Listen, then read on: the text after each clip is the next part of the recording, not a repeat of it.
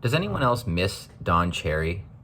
I think about him randomly a lot, and I just think it was despicable what they did to him. How insane is it to fire a guy for saying something so objectively correct? You know, something so irrefutably true as, hey, guess what? If you come to this country, you should constantly be in reverence and in eternal gratitude for the sacrifices that were made for you by previous generations.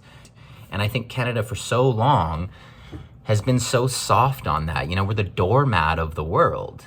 You know, people come here and they just take it for granted and they assume that it's just, you know, well, Canadians are weak and apologetic and stupid. So, well, why do we need to learn about that or respect that? And because he said you people, what else, how else is he supposed to say it? You know, he's not a sophisticated diplomat. You know, he was never very articulate. You know, he's not going to navigate something with any kind of finesse. It's not in his skill set.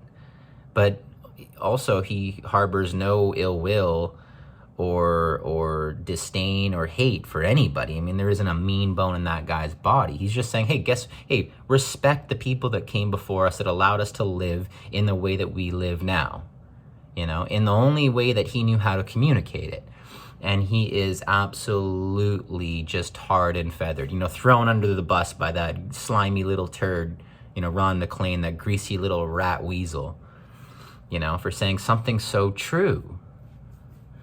And I think you're going to see people clamoring for him back. I think you're seeing the pendulum kind of shift again, and people will see how unjust that was, because it was unjust.